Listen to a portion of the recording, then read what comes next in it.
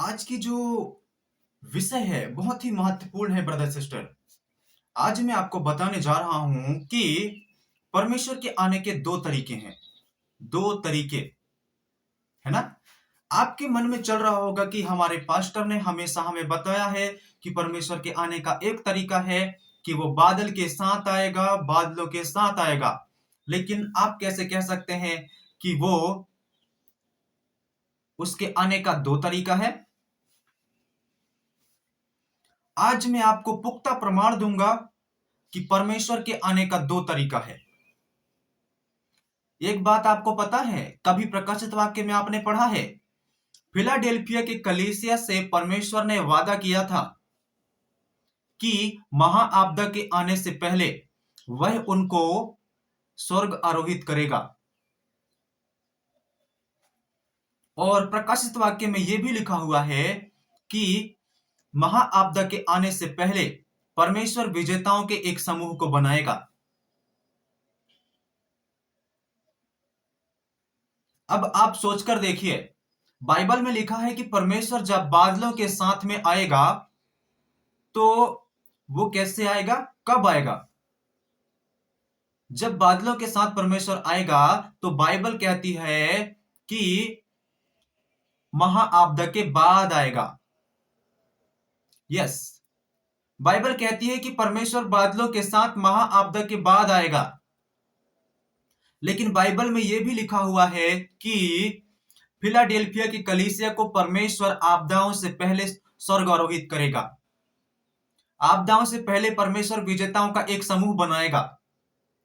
आप सोचकर देखिए, परमेश्वर के आए बिना क्या किसी को स्वर्ग आरोहित किया जा सकता है?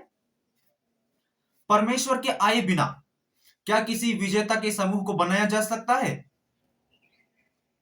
बिल्कुल नहीं, बिल्कुल नहीं बनाया जा सकता,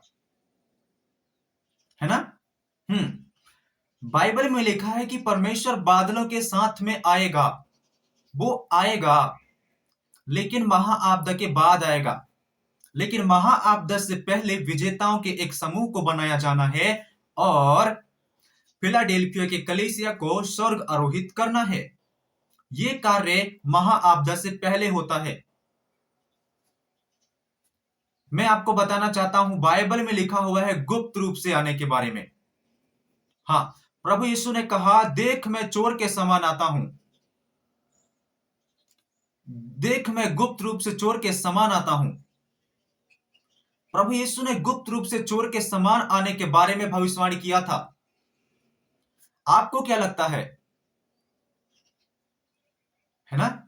आप कह रहे होंगे कि चोर के समान आने का और बादलों के साथ आने का यह भी एक ही भविष्यवाणी है। आपके मन में आ रहा होगा कि एक ही भविष्यवाणी है। बाइबल में यह लिखा है कि किसी को पता नहीं चलेगा, चोर के समान गुप्त रूप से परमेश्वर, किसी को पता भी नहीं चलेगा कब आएगा और कब आएगा। ये भविष्यवाणी है, बादलों के साथ आने की भविष्यवाणी है ये तो। लेकिन मैं आपको बताना चाहता हूं, चोर के समान आने की भविष्यवाणी जब बाइबल में की गई है तो आपको क्या लगता है? चोर के समान जब चोर आता है तो क्या किसी को पता चलता है? बिल्कुल पता नहीं चलता। जब चोर कार्य करता है तो किसी को पता चलता है? बिल्कुल पता नहीं चलता। जब चोर जाता है तो क्या किसी को पता चलता है? बिल्कुल नहीं चलता। लेकिन बाइबल में लिखा है कि बादलों के साथ जब परमेश्वर आएगा तो सब सब लोग अपने आंखों से देखेंगे, तुरहियां फूकी जाएंगी, शोर मचेगा, है ना? तो ये गुप्त मामला कैसे कहलाया? चोर के समान आने की भविष्यवाणी कैसे पूरी होगी? ये साफ है, बाइबल में लिखा है फिलाडेल्फिया के कलीसिया को स्वर्गारोहित करना है, विजेताओं के समूह को बनाना है। ये सब कार्य करने के लिए परमेश्वर गुप्त रूप से आएंगे, गुप्त रूप से अपना कार्य करेंगे, है ना?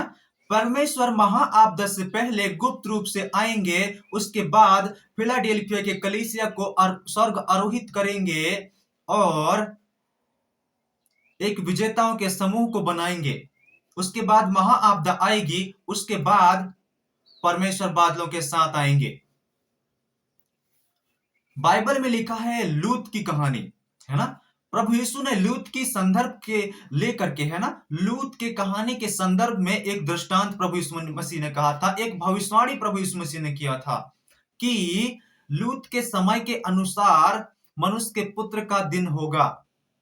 जैसे ही लूत सदोम और अमोरा से निकला, वैसे ही आग और गंधक आकर के सदोम और अमोरा को जला करके भस्म कर दिया। इस संदर्भ में आप क्या सोचते हैं? आप सोचिए, जैसे ही प्रभु यीशु दोबारा इस पृथ्वी पर गुप्त रूप से आएंगे, अपना काम करेंगे, विजेताओं का समूह बनाएंगे, फिलाडेल्फिया के कलीसिया को स्वर्गारोहित करेंगे, उसके बाद जब अपना कार्य खत्म करके प्रभु यीशु मसीह गुप्त रूप से कार्य को खत्म करके वो चले जाएंगे, उसके बाद महाआपदा आएगी। महाआपदा के बाद परमेश्वर बादलों के साथ पृथ्वी पर आएंगे। ये बात है, इसके बारे में आप चाहे गूगल में सर्च करो, चाहे बाइबल में ढूंढो, आपको यह पुख्ता प्रमाण मिलेगा। आपको लग रहा होगा कि यह पहली बार है जो हम सुन रहे हैं। हाँ, पहली बार है, क्योंकि ये बातें आज तक आपको किसी ने नहीं बताई होगी। इसलिए मैं आपसे यही कहना चाहता हूं, परमेश्वर के वापसी से जुड़ी और भी सच्चाइयों को अगर आप जानना चाहते हैं, अगर आप जानना चाहते हैं कि हम बुद्धिमान कुंवारी बन के प्रभु का स्वागत कैसे करें, है ना, ये तो आपको पता है कि परमेश्वर बादलों के साथ आएंगे तो सब लोग उसे देख लेंगे। लेकिन जब परमेश्वर गुप्त रूप से आएंगे विजेता बनाने के लिए, गुप्त रूप से परमेश्वर आएंगे